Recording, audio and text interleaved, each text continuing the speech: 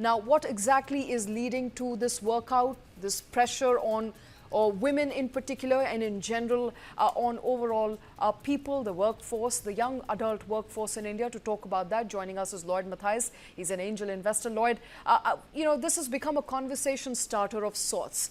The death of Anna has started conversations in IT, in tech, even in media. What tangible change can we really expect? Now, conversations are starting, authorities are making their investigations, but what can we expect coming out of this conversation? Thank you, Shweta. It's a very, very important topic. And it's tragic that it took a sad incident like the death of a young person to trigger this off. But if one were to look at any positive outcome, I think the good part is it's kind of it's got the focus on an issue that has been lying dormant for a while. I hope that over the next few months, the discussion moves further in terms of what can be done to prevent incidents like this recurring. Right? I know that we're still in the phase when a lot of blame apportionment is happening. The government has stepped in. There is talk of some legislation coming into play to make things manageable. But I think at a very basic level, I would expect that two things need to happen.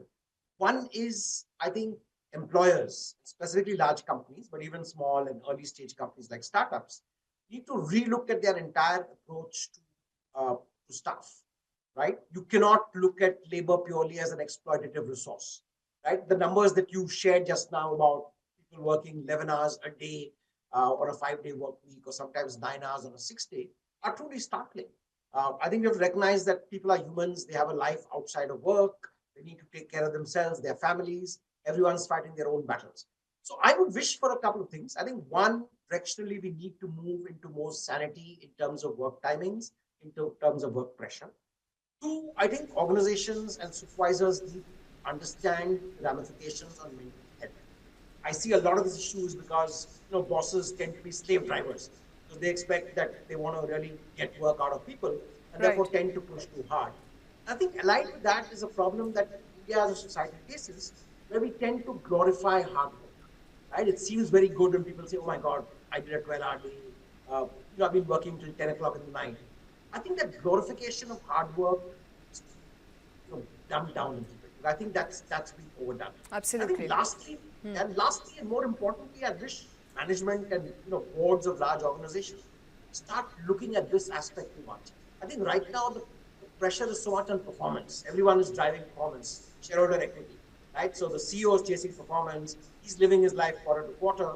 Therefore, he puts pressure on CXOs and so on and so forth. And what eventually happens, as tragically in this case, a lot of the pressure goes down to the weakest part of the link, which is the new entrant. The trainees, the early interns, they are the ones who take a disproportionate load of the work. Absolutely. That part needs to be recognized completely.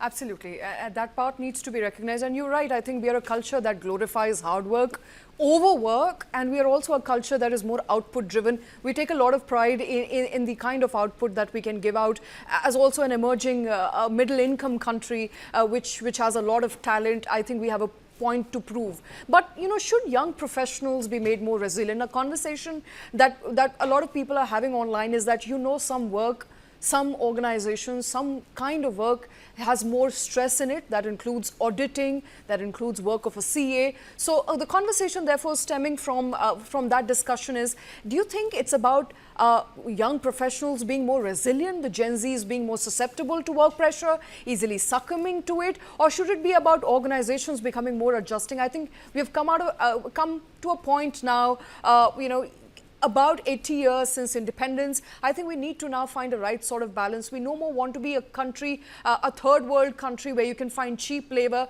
So do you think there needs to be a change in the way organizations function? Or do you also believe that this is a problem to do with young professionals at work? I wouldn't say it's a problem with young professionals. So I think first thing I'd like to say is that I do see, and I work closely with a lot of young people in the startups that I'm involved with. I think in general, young people are far more conscious of their free time, their personal time. And I'm being very candid here. I've seen a lot of early stage companies where employees are very clear that they do not want to work on a Saturday. I know people who turn down opportunities. I know people in general who don't really like the idea of taking calls after office hours. And I think both are completely justified. So my general belief was Gen Z is moving towards a slightly more progressive work culture than people like me who started our careers in the 90s, right? The second point I want to acknowledge, and what you said rightly, I think certain professions are more prone to these long hours and long slogs and pressure down the line.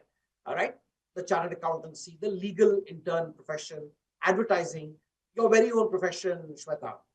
Media. I know you guys work pretty odd hours and very often very late. I think there the recognition needs to come that the idea of pushing someone to the edge is not on. One has to accept that people have their own issues, own battles to fight. So until you recognize that people have different levels of resilience, there's no one hard line, right? There must be somebody who enjoys working 6 hours a day and does fantastically. And then there's a kind of person who likes to spend 9, 10 hours in the office, and they're both okay.